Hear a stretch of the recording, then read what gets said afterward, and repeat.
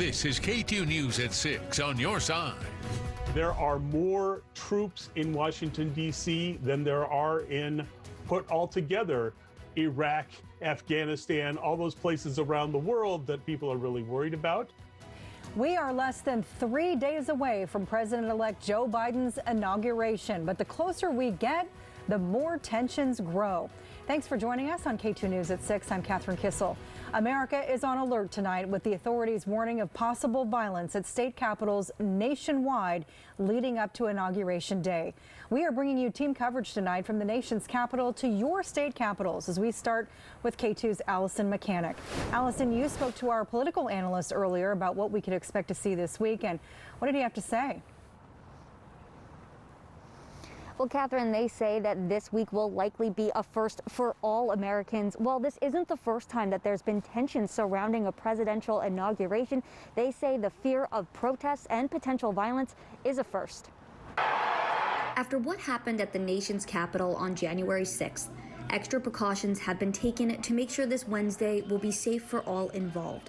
But while Washington, D.C. and state capitals around the country are preparing for protests, there is still no well-known plan about what this week could look like. It says that KATU political analyst Jim Moore says we will see everything that is currently on the schedule, like President Trump leaving office and Joe Biden being inaugurated, but we may also see the articles of impeachment go to the Senate. As far as how people will react, Moore says only time will tell. It's a lot of waiting. It's a lot of anticipation. It will be a historic week.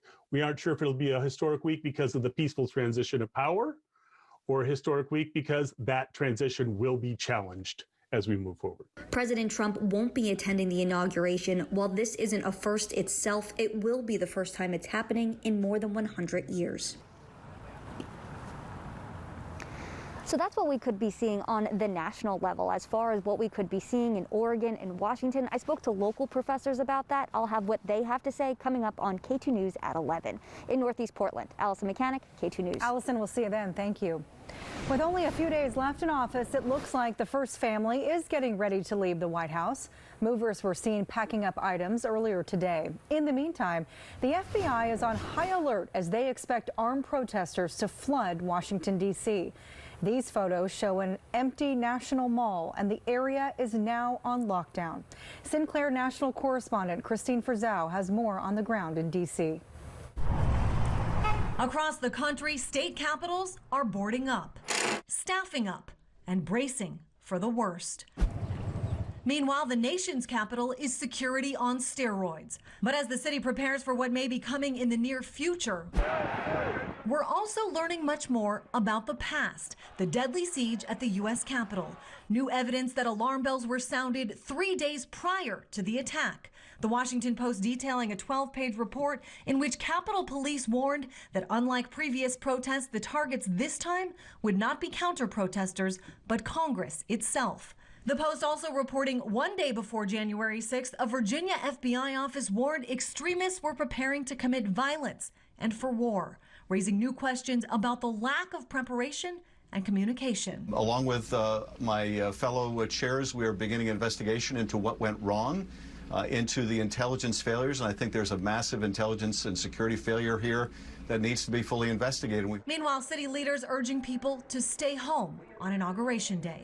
We have asked Americans not to come to the Washington, D.C. event, but instead to participate virtually. President-elect Biden and Vice President Harris taking all precautions, but also projecting strength. I'm not afraid of taking the oath outside, and we've been getting briefed. Within hours of taking that oath, the Biden team is planning a slew of executive orders, including rejoining the Paris Climate Accord, ending the Trump travel ban of predominantly Muslim countries, and implementing a 100-day mask mandate for federal property and during interstate travel. We're inheriting a huge mess here, Jake, but we have a plan to fix it. The president-elect laid out that plan on Friday, 5 concrete steps to move us forward, to make pace with the vaccination. President Trump, meanwhile, has remained largely out of the public eye. He was, of course, impeached for the second time last week, and this week, according to polls, has received the lowest approval rating of his presidency.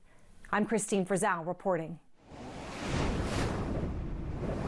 We're just us. We're individuals who believe in liberty for all With threats to nearly every state capital leading up to Inauguration Day, law enforcement prepared for crowds in Salem today, but only a couple of dozen people turned up.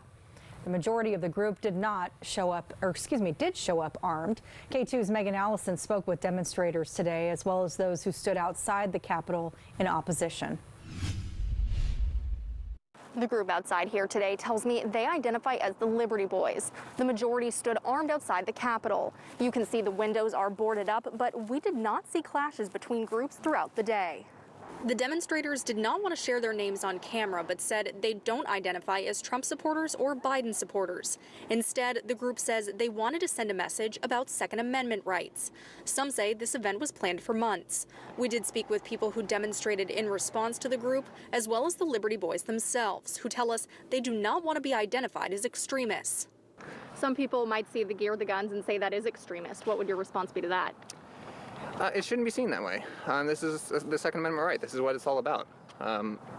We should be able to own, body armor and AR-15s, whatever weapons we desire. President Trump has said that he has called out his people, and I want Biden to be inaugurated. I am totally for that now. The Liberty Boys tell me they wanted to send a message that you can protest peacefully with guns. I also asked their thoughts on the Capitol break-in on January 6th. Multiple members in the group condemned the rioters at the Capitol. Some others said they are anti-government and support those actions. We did not see a heavy police presence throughout the day, but we know that Oregon State Police and Salem Police partnered with the National Guard to monitor this area. They do expect more protest activity throughout the week. In Salem, Megan Allison, KATU News. Megan, thank you. And things remain quiet on the grounds of the Washington State Capitol in Olympia as well. We continue with our team coverage. K2's Jonathan Cho. Stop the steal, Joe Biden, traitor, liar, thief. So far, John Hess is the only one who's shown up to protest outside the Capitol building. I just want people to know that enough of us in this country think this election was hinky, to say the least. In other words, stolen. Are you planning on trying to go past the gates today, or are you going to keep it peaceful? Oh, yeah, look at that. Me and this guy here, well, we're going to go mano a mano, right? The 66-year-old was kidding and did not go past the fencing. And on Saturday, only a handful of peaceful demonstrators showed up to Olympia. Hold them this way! Federal authorities warned of potential armed protests this weekend at state capitals nationwide, led by people upset about President Trump's loss in the election.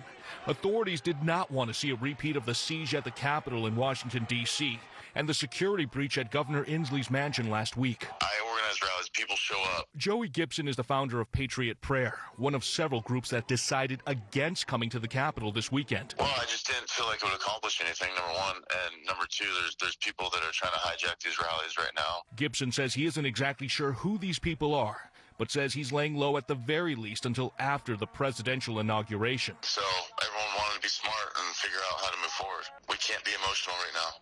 Now, Mr. Hess, that lone protester, has moved on, but says he'll be back on Inauguration Day, with or without others.